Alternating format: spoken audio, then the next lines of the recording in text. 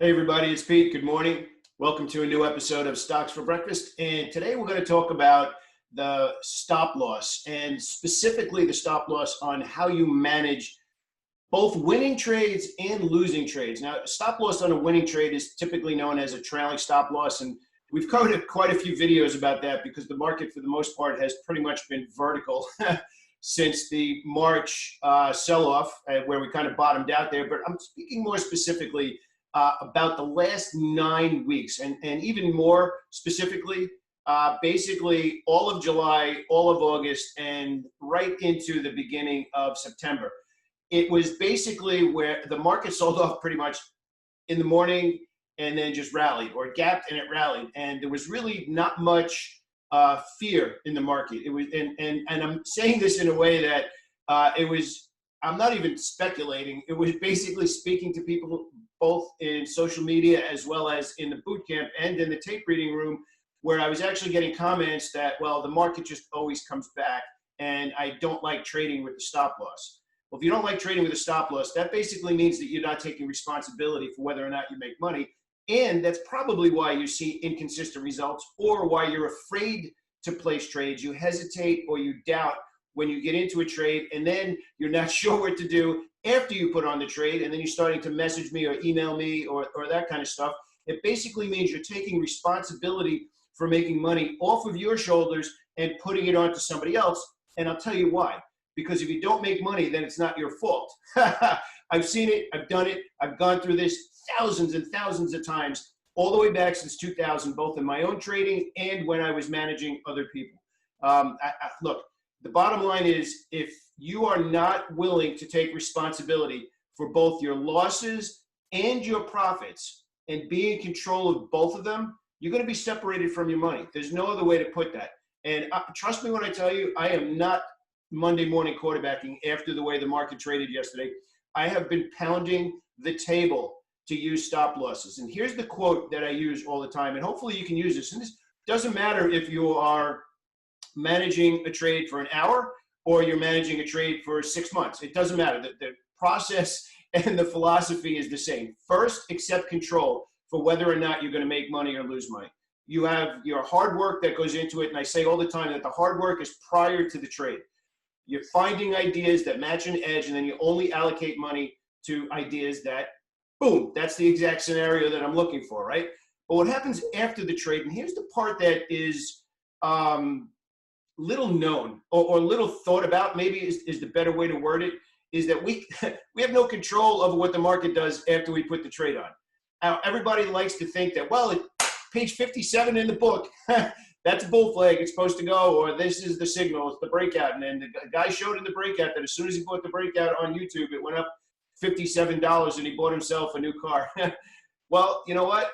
We have no idea which one of those trades is going to follow through. And that's something that's not taught enough in any lesson that I see. And it's something that I teach all the time because I'm actually trading. A lot of people don't trade. A lot of people don't have that experience where all they're talking about is patterns, and they're not talking about making or losing money. They're only talking about the pattern or the moving average crossover or the stochastics, the MACD, and the 20-day breakout and all that stuff. Real traders talk about how to manage positions and use leverage and accept risk and look to set the realistic profit targets and what happens between entry and exit. So here's the whole point that I want to get across today.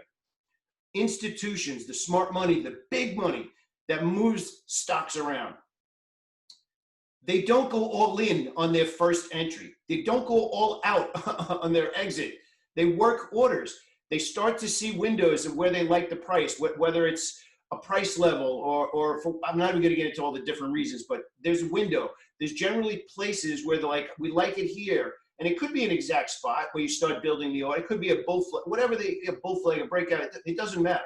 It really doesn't matter. That's something else that's really misunderstood as well. You don't need the exact perfect, I want to get it to the penny entry spot. You don't have to do that.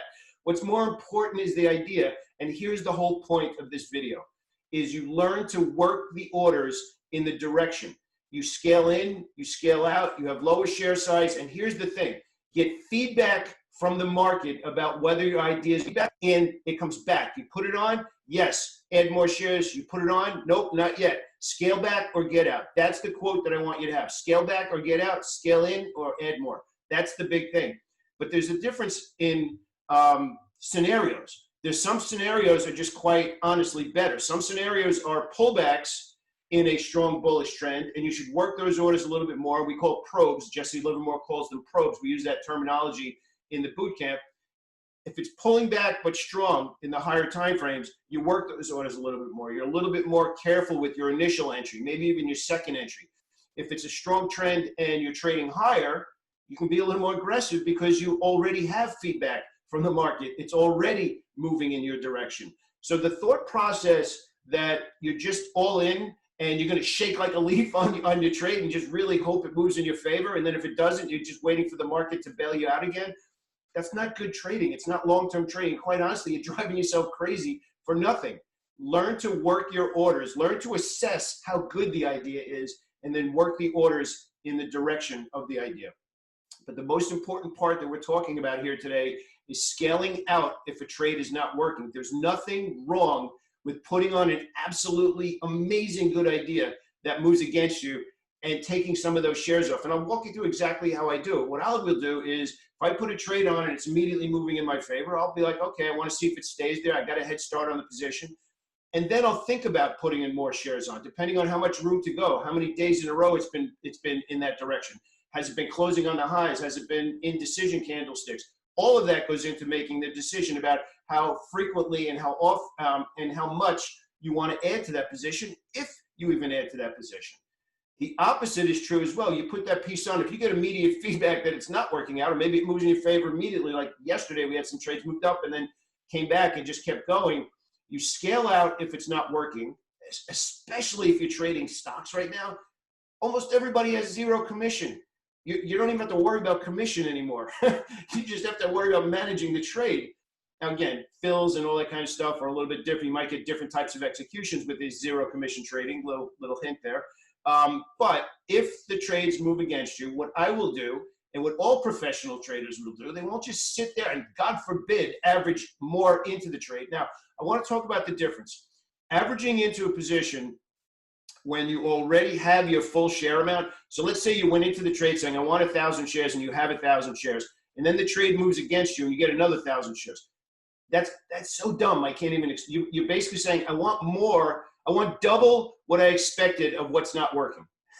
Even just let that sink in for a second, right? Professional traders will work the orders, put out their first piece. If it wiggles around, jiggles around, and moves against them, maybe you don't have the full share size yet. Maybe you're building that position within that window. But let's say, for argument's sake, you do have the full share size. If it moves against you and moves against you hard like the market did yesterday, scale out of some of it. If you have 1,000 shares, take 700 off. Put an alert back on at your initial price and look to get back in. If you have 300 and you want 1,000 and it moves against you a little bit, now you're working the 1,000 share order, and then your stop loss is going to be from where that 1,000 share order is. So I just can't stress enough. Unfortunately, I had so many people telling me, I don't trade with a stop loss. I don't trade with a stop loss. The market always comes back. And I didn't want to see it happen, but we all knew it was overdue. We didn't want to predict when. We're not the prediction market. We're only paying attention to reading the tape. But it's the smart thing to do. It's the smart thing to do to work with your orders. And again, you have in your mind that a couple of times the market bailed you out, but you're not. At some point, it's not. At some point, they're going to pull the stimulus package. At some point, the government's not going to say, okay, we'll fix it for everybody. And it's not going to come back. And you're going to wish that you just took the reasonable loss and then look for another spot to get in. Let's trade smart. Let's trade like a pro. Have a great day, everybody.